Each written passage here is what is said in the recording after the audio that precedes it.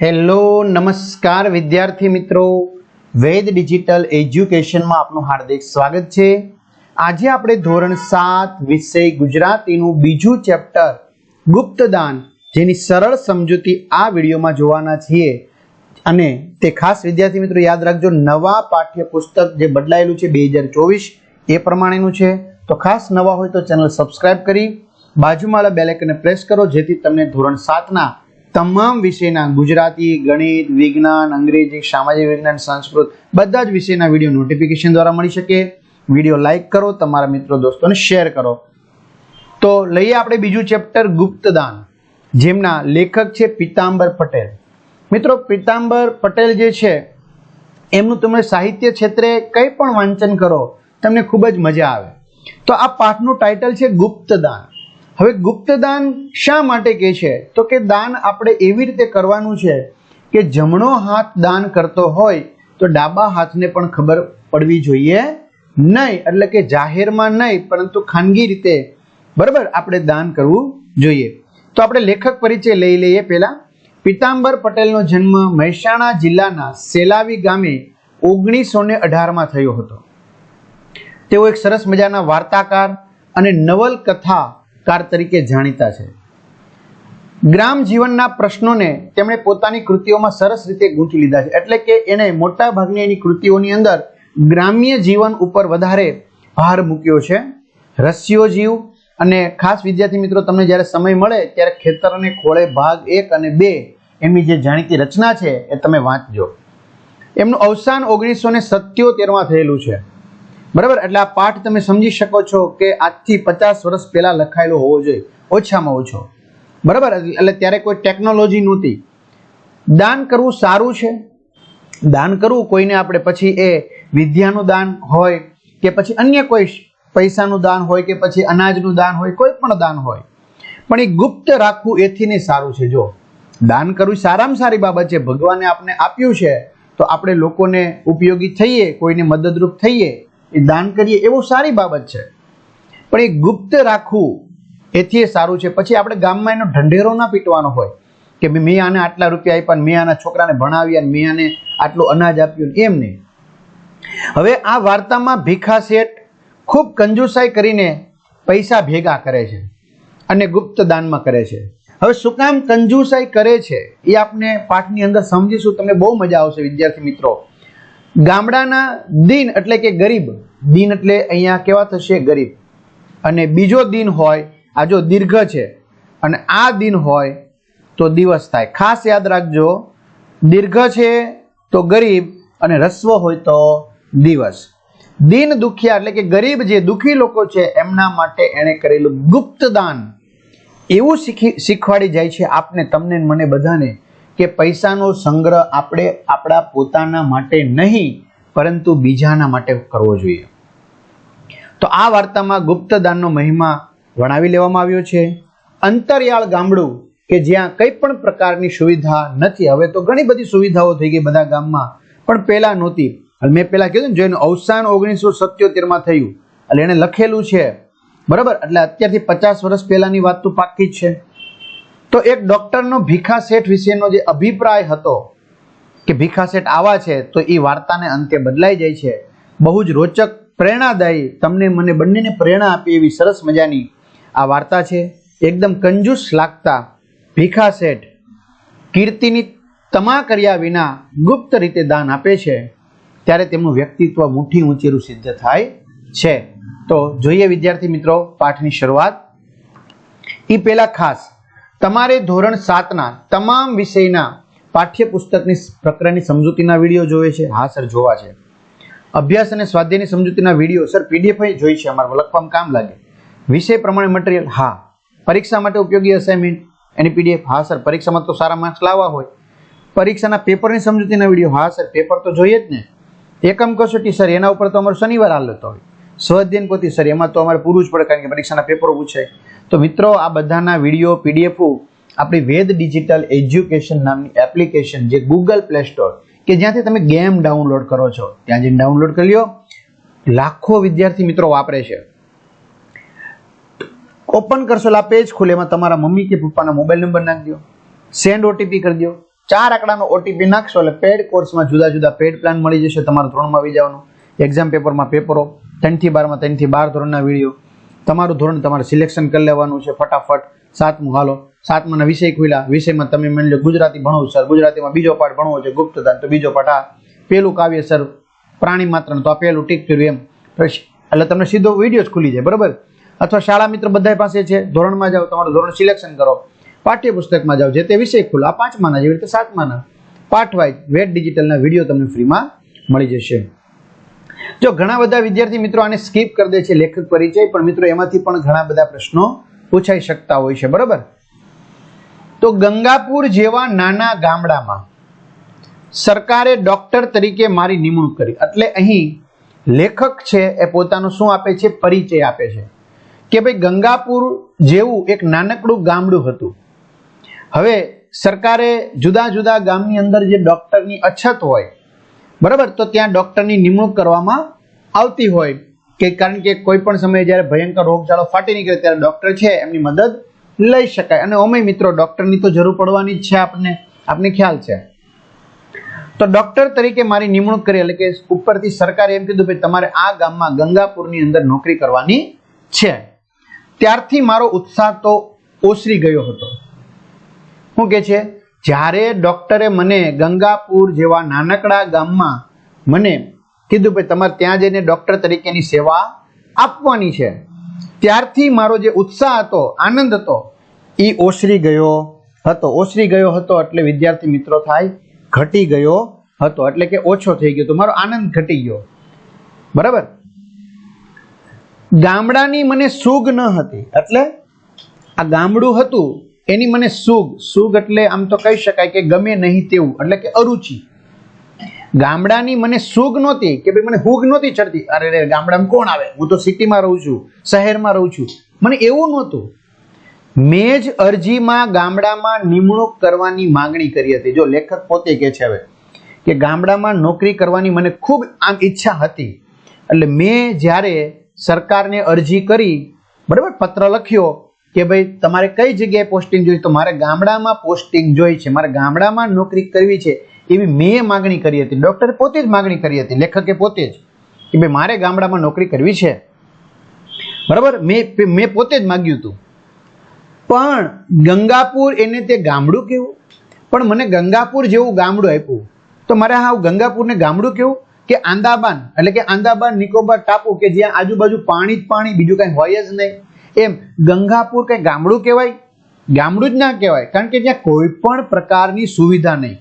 જાણે કે મને કાળા પાણીની સજા થઈ હોય એવું લાગ્યું. ડોક્ટર શું કે લેખક શું કહે છે કે મને કાળા પાણીની સજા થઈ હોય અને મને આંદામાનમાં નાખી દીધો હોય, બરાબર, અને ફરતી બાજુ પાણી જ પાણી હોય, હું ક્યાંય જઈ શકું નહીં, કાંઈ નવું જાણી શકું નહીં, બસ આ એવું થયું.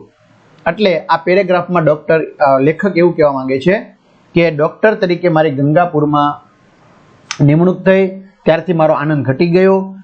શું કામ?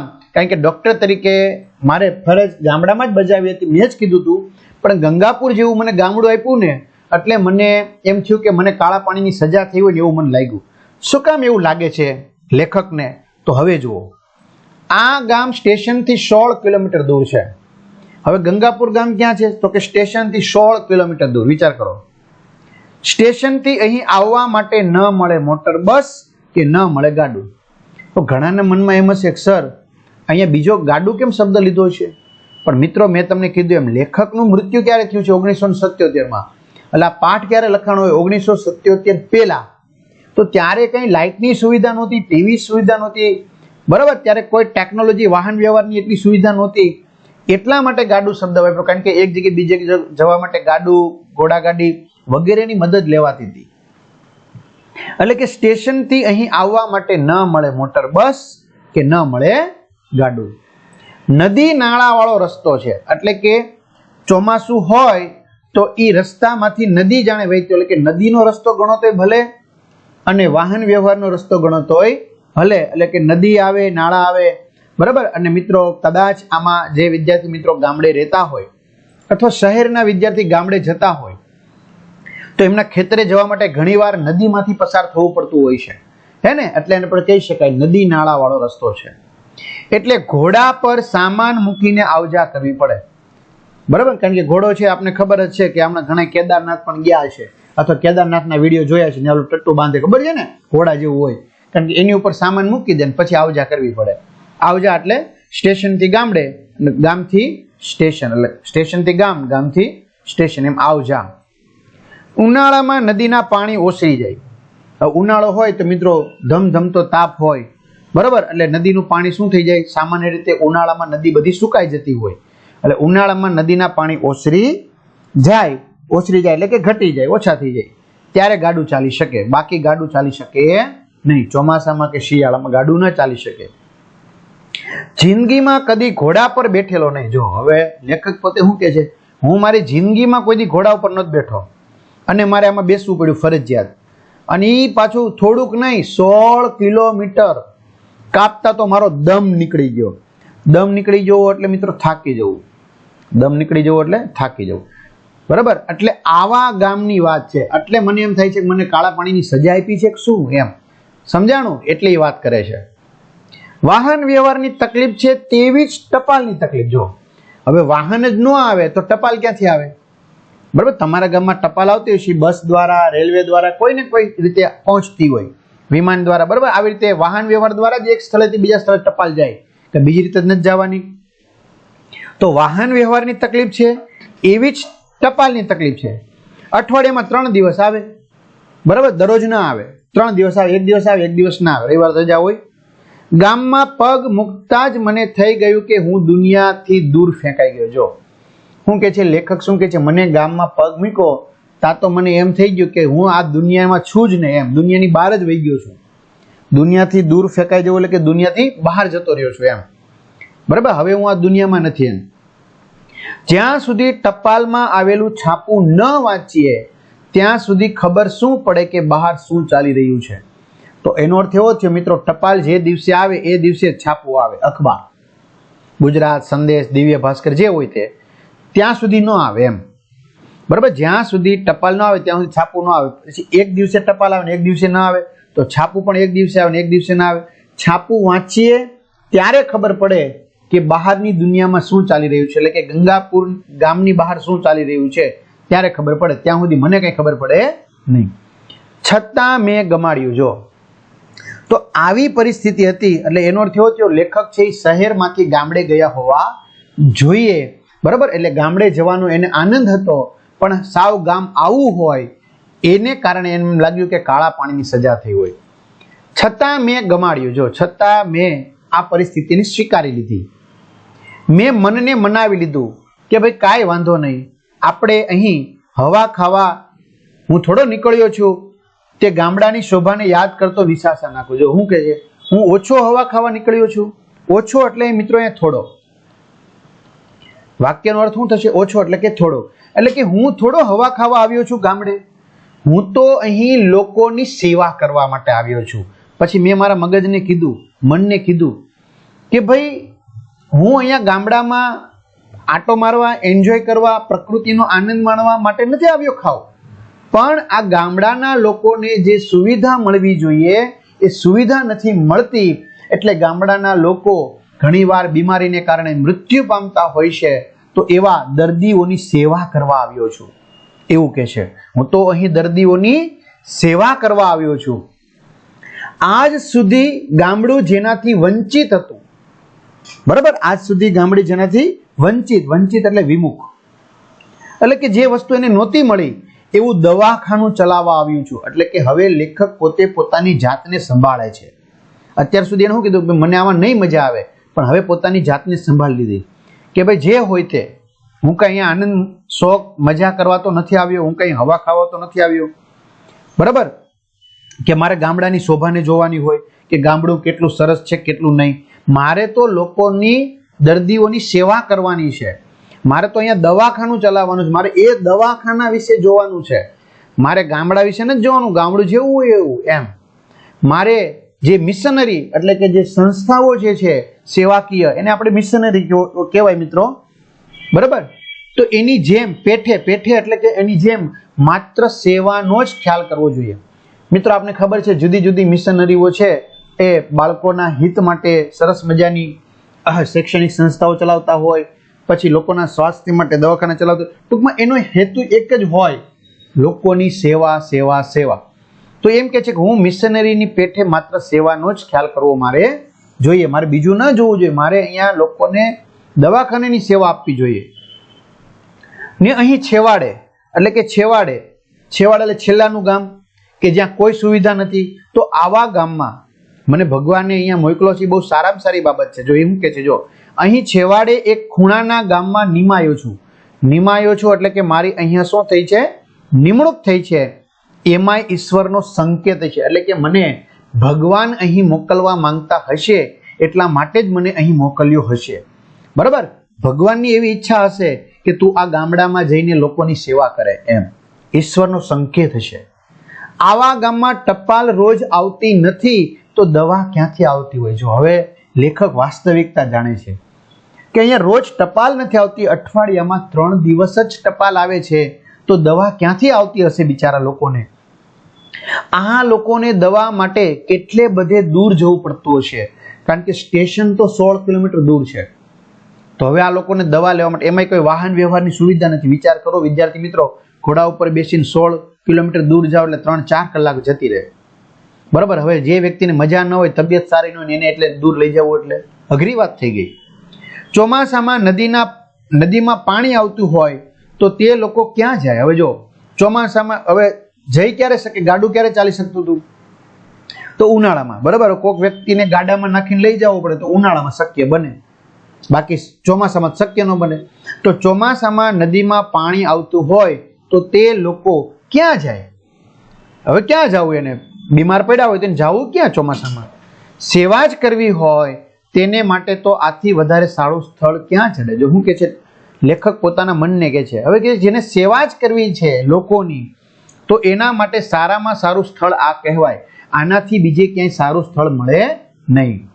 જેને વધુમાં વધુ સેવાની જરૂર છે, જે લોકોને વધુમાં વધુ સેવાની જરૂર છે, એવા લોકો વચ્ચે ઈશ્વરે મને મૂકી દીધો છે. જો હું કે છે જે લોકોને ખરેખર સેવાની જરૂર છે એવા લોકોની વચ્ચે ભગવાને મને અહીંયા મોકલી દીધો છે. એટલે મારે હવે આ ગામડા વિશે કોઈ ફરિયાદ નથી કરવી કે ભાઈ આંદામાન નિકોબાર ટાપુ જેવો છે. ગામમાં ક્યાં રહેવું તે પણ પ્રશ્ન હતો. જો હવે લેખકને પ્રશ્ન થયો કે હવે ગામમાં તો પહોંચી તો ગયો છો, પણ ગામમાં મારે રહેવું ક્યાં? સરકારે દવાખાનાનું મકાન જુદું બંધાવ્યું ન હતું. જો સરકારે છે એ દવાખાના માટે અલગથી મકાન, અલગથી દવાખાનું બનાવ્યું નહોતું. ગામના ચોરાની એક ઓરડીમાં હમણાં તેની શરૂઆત કરવાની હતી. શું કે છે? ગામડો હોય ને ચોરો હોય, પાદર હોય, બરાબર? તો રામજી મંદિર હોય ને તે આપણે ચોરો કહીએ. ઓકે, તો એની એક ઓરડીમાં હમણાં તેની શરૂઆત કરવાની, એટલે કે એની એક ઓરડી હતી, રૂમ હતી નાનકડી, એમાં મારે આ દવાખાનું શરૂ કરવાનું હતું. અલગથી અત્યારે જે આધુનિકપણે દવાખાના છે એવું નહોતું. એટલે મારે રહેવાનો પ્રશ્ન ઉભો થયો. એટલે ચલો હવે દવાખાનાનો પ્રશ્ન સોલ્યુશન થઈ ગયું કે ચોરાની એક ઓરડીમાં દવાખાનું શરૂ કરવું હમણાં. તો પ્રશ્ન શું થયો? રહેવાનો પ્રશ્ન ઉભો થયો. રહેવું ક્યાં? ગામમાં ભીખા શેઠનું ઘર જરા ઠીક કહી શકાય તેવું હતું. જો હવે ભીખા શેઠનું નામ આવ્યું. ગામમાં ભીખા શેઠ છે, બરોબર? જોજો બરાબર. તો એનું ઘર જરાક ઠીક હોય એટલે કે ત્યાં રહી શકાય એવું હોય એવું મને જાણવા મળ્યું. એમને વિનંતી કરી. કોને? ભીખા શેઠને. એટલે એમણે પોતાનો મેળો ખાલી કરી આપ્યો. શું કે છે? ભીખા શેઠને વિનંતી કરી એટલે એમનો જે મેળો, મેળી ઉપર જે કહી શકાય, બરાબર? વિદ્યાર્થી મિત્રો, જે મકાન હોય ને, સામાન્ય રીતે આ મકાન હોય, બરાબર? તો અહીંયા સામાન્ય રીતે મકાન ઉપર આ લાકડા બધા ફિટ કર્યા હોય અને ઉપર માળ જેવું ગણાય એમ. એટલે અહીંયા જે આને મેળો ગણાતો હોય સામાન્ય રીતે, મેળો, બરાબર? તમારી જે આજની ભાષામાં માળિયું કહીએ આપણે તે, પણ એ સમયમાં મેળો. પણ થોડુંક અમતું નહોતું, માળિયાની જેમ 2 ફૂટ ન હોય લાંબુ, બરાબર? ઘણું બધું હોય. એટલે એ મેળો મને ખાલી કરી આપ્યો. દવાઓ આવી ગઈ, બરાબર? ભીખા શેઠની મદદથી દવાખાનું શરૂ પણ કર્યું. જો દવાખાનું શરૂ પણ કર્યું, પણ કોની મદદથી? ભીખા શેઠની મદદથી. મેં કમ્પાઉન્ડરની માગણી કરી હતી કે ભાઈ સાથે મારે કમ્પાઉન્ડર જોશે, નર્સ જેવા જોશે કે જે મને હેલ્પ કરે. પણ જવાબ આવ્યો કે ત્યાં આવવા કોઈ કમ્પાઉન્ડર મળતો નથી. જો ઉપરથી જવાબ સરકારને જવાબ પ્રશ્ન લખ્યો ભાઈ મારે કમ્પાઉન્ડર એક જોશે, પણ ઉપરથી જવાબ આવ્યો કે કમ્પાઉન્ડર ત્યાં આવવા કોઈ તૈયાર નથી. કમ્પાઉન્ડર તો છે પણ કોઈ ત્યાં આવા ગામમાં કોઈ આવવા તૈયાર નથી, માટે ગામડામાંથી જ કોઈની નિમણૂક કરવી. એટલે હવે પછી નક્કી કર્યું કે હવે જોહે તો ખરા જ, તો ગામડામાંથી જ કોકને રાખી લઈએ કમ્પાઉન્ડર તરીકે. એટલે મેં શંકર નામના એક નવજુવાનને રોકી લીધો. એટલે કે મેં એક શંકર નામના નવજુવાન છે એને રોકી લીધો કે ભાઈ કહી દીધું ભાઈ તારે છે કમ્પાઉન્ડર તરીકે કામ કરવાનું, હું કહું એ પ્રમાણે તારે બધું કરવાનું, કે વાંધો નહીં. કારણ કે ગામ જ એવું હતું ત્યાં કોઈ આવવા તૈયાર જ નહોતું, ખુશી જ નહોતું.